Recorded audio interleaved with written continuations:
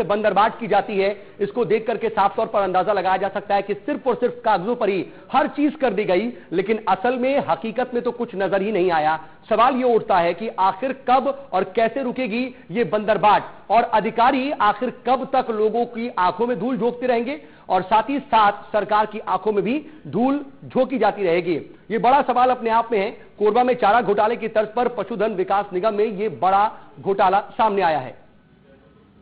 हितग्राहियों को न केवल कागजों पर संवाददाता विजय इस खबर पर ज्यादा जानकारी के साथ फोन लाइन के जरिए जुड़ चुके हैं। विजय, अगर हम इस पूरे मामले को देखें तो ये साफ तौर पर उजागर करता है कि किस तरीके से बंदरबाट को अंजाम दिया जाता है, और कागजात यानी कि डॉक्यूमेंट्स तैयार करना विभाग के लिए शायद चुटकी बजाने वाला काम है। देखिए साउथ, मैं आपको बताना चाहूंगा ये जो पूरा मामला है, एक तरह से जो मुख्यमंत्री की जो महत्वाकांक्षी योजना है, मुख्यमंत्री कौशल विकास के तहत जो गरीब होते हैं, जो आदिवासी होते हैं, उनको इस योजना के तहत प्रशिक्षण देकर उनको स्थापित करने की जो बात कही जाती है, तो कहीं ना कहीं जो मुख्यमंत्री की जो नाम की योजना है, उस योजना पे फर्जी बिल लगाकर जो लाखों रुपए का भुगतान पा लिया गया, ट्रैक्टर के नंबर दे दिए गए, फॉर्ड पीको कार के नंबर देकर पूरी तरह से जो जितने भी बिल दिखे, तो पूरे बिल में एक ही व्यक्ति की राइटिंग है, एक ही राइटिंग में पूरे बिलों को भर दिया गया और बकायदा इस पूरे बिल को विभाग द्वारा सैंक्शन भी कर दिया गया और पैसे जारी कर दिए गए। तो ये बड़ा फर्जीवाड़ा का मामला है, मुख्यमंत्री से जुड़ा मामला है। नहीं, मुख्यमंत्री से जुड़ा हुआ मामला है, लेकिन क्या इस पर कोई कार्रवाई होती नजर आ रही है? मामला अब जब साफ उजागर हो गया है, फर्जी बिलों की बात यहां पर सामने आ चुकी है, प्रशिक्षण की बात कही गई लेकिन प्रशिक्षण कहीं दिया नहीं गया, अब क्या ये मामला सामने आने के बाद कोई कार्रवाई संभव है? देखिए, जो पशु विभाग के जो उप संचालक है, हमने जब उनसे ये बात की इस पूरे मामले का, जब आरटीआई के दस्तावेज के साथ जब हम उनके पास बैठे, तो उनका साफ तौर पर कहना था कि जिस वक्त ये प्रशिक्षण हुआ उस वक्त उनकी पदस्थापना यहाँ पर नहीं थी। उनके सामने में इंडिया न्यूज के माध्यम से ये खुलासा हुआ है, वो इस मामले पर जांच करवाएंगे और जांच में जो भी अफसर दोषी है, जिन्होंने इस तरह से फर्जी बिल पुटअप किए हैं और जो लाखों रुपए का भुगतान लिया, उन पर जो नहीं, लेकिन विजय, क्या कोई एक अफसर इसमें जिम्मेदार हो सकता है? क्योंकि इसमें तो पूरी मिली भगत लग रही है, पूरा विभाग इसमें जिम्मेदार लग रहा है और सभी ने मिल बांट करके शायद इसमें पैसा खाया है।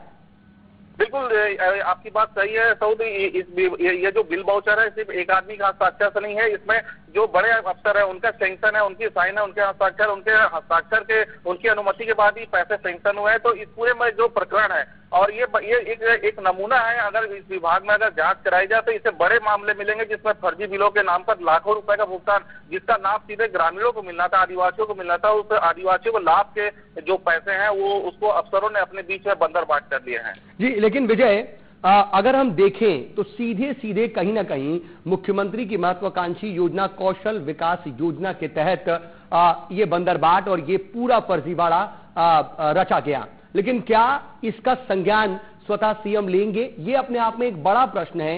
लेकिन क्या अधिकारियों के अंदर डर नहीं है कि वो किसी भी तरह के फर्जीवाड़े को अंजाम देंगे और उन पर कार्रवाई नहीं होगी, इसी वजह से उनके हौसले बुलंद हैं? या फिर हम ये उम्मीद करें कि आने वाले वक्त में बड़ी कार्रवाई हो सकती है? आला अधिकारी फिलहाल क्या कह रहे हैं? देखिए सऊद, इस पूरे मामले को लेकर जब हमने कोरबा सांसद डॉक्टर बंसीलाल महतो से बात की, तो उन्होंने कहा था, चूंकि अभी कोरबा प्रवास था सीएम का, चूंकि नक्सली वारदात के कारण उनका प्रवास रद्द हो गया, तो उन्होंने कहा है जब भी सीएम कोरबा प्रवास पर आएंगे अगले मई महीने में, तो वो इस पूरे प्रकरण को सीएम के सामने रखेंगे। और उन्होंने इस खबर की जानकारी के बाद में तत्काल जो प्रमुख सांसद ने उन्हें पत्र लिखा इस पूरे मामले की जांच के लिए, और जो दोषी अफसर है उन पर कड़ी कार्रवाई करने की बात सांसद ने कही है। लेकिन कहीं ना कहीं एक बड़ा सवाल है कि जो अफसर है, दोषी अफसर है, उनके बीच में इस तरह का जो फर्जीवाड़ा करने के बाद में कहीं न कहीं भी डर दिखता नहीं नजर आता है, क्योंकि ये पहला मामला नहीं, इससे पहले भी इस तरह के मामले सामने आ चुके हैं पशु विभाग में। जी हाँ, मामले तो सामने आते हैं और फिर कार्रवाई की बात की जाती है और उसके बाद चीजें ठंडे बस्ते में चली जाती हैं। इसीलिए विजय, सवाल ये उठ रहा है, इसीलिए कार्रवाई पर शंका पैदा होती है, इसीलिए जांच को लेकर के मन में संशय आता है कि क्या जांच अंजाम तक पहुंचेगी?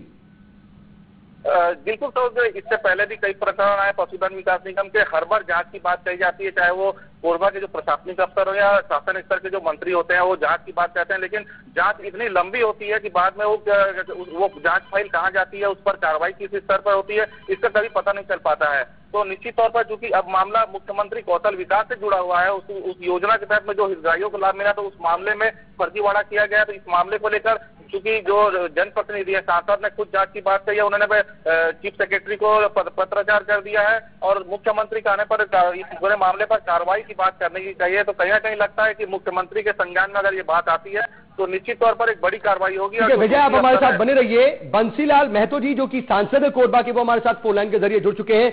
बंसीलाल जी, बहुत स्वागत है इंडिया न्यूज पर आपका। धन्यवाद। धन्यवाद जी बंसीलाल जी, ये पशु धन विकास निगम में इतना बड़ा फर्जीवाड़ा सामने आया है, एक जनप्रतिनिधि होने के नाते और जिम्मेदार सांसद होने के नाते, क्या कुछ आप इसमें पहल करेंगे अपनी तरफ से? निश्चित से इसकी जांच करवाऊंगा।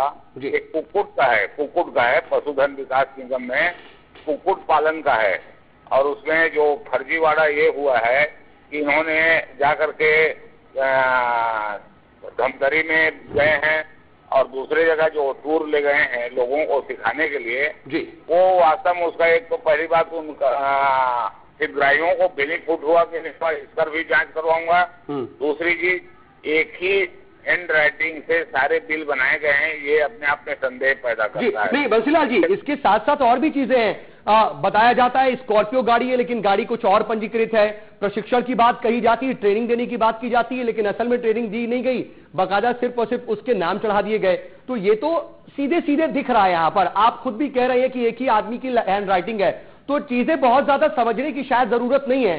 क्या जांच लंबी खींचेगी या फौरन कार्रवाई हम उम्मीद करें आपसे? निश्चित रूप से आज ही जांच के लिए मैं कलेक्टर को तो लिखता ही हूँ और पशु विभाग के जो संचालक हैं उन्हें भी लिखता हूँ कि इसकी पूरी जांच कराई जाए और स्पष्ट रूप से मेरे सामने लाया जाए। अच्छा बंसीलाल जी, एक और बात आपसे जरूर जानना चाहेंगे। देखिए सीधे सीधे कहीं ना कहीं मुख्यमंत्री की महत्वाकांक्षी योजना कौशल विकास योजना से ये जुड़ा हुआ मामला है, और किस तरीके से बंदरबाट अधिकारी कर रहे हैं। लोगों को कहा जा रहा है कि उनके कौशल का विकास कराया जाएगा, ट्रेनिंग दी जाएगी, लेकिन असल में तो लोग वैसे ही रह रहे हैं, ना उन्हें कोई ट्रेनिंग मिल रही है ना ही रोजगार। तो इसको क्या सीएम तक ले जाने की जरूरत नहीं है? क्या इसको और ऊपर तक पहुंचाने की जरूरत नहीं है और इस पर कड़ा संदेश इन अधिकारियों को कि ऐसा कहीं और ना हो? नहीं, निश्चित रूप से हम सीएस के पास, चीफ सेक्रेटरी के पास भी ले जाएंगे इस मामले को जी, और मुख्यमंत्री जी को तो देंगे ही देंगे। मुख्यमंत्री जी हमारे नेता हैं और एक अच्छी योजना करने वाले व्यक्ति हैं, और उसमें बंदरबाट होगा, भ्रष्टाचार होगा। देखिए एक बात मैं बता देना चाहता हूँ, जरूर, मैं भ्रष्टाचार के सख्त विरोधी हूँ। मैं तो मोदी जी का शिष्य हूँ और मोदी जी चाहते हैं कि देश आगे बढ़े, भ्रष्टाचार मुक्त देश हो। इसको कैसे ठीक किया जाएगा इस पर विचार कर रहे हैं हम लोग, और मेरी भी सहभागिता ये है कि भ्रष्टाचार मुक्त कोरबा हो।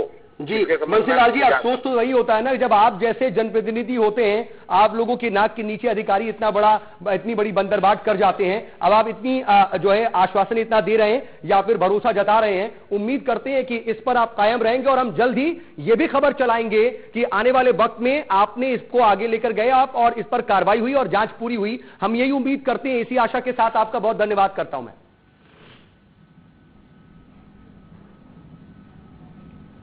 चलिए देखना होगा कि सांसद महोदय ने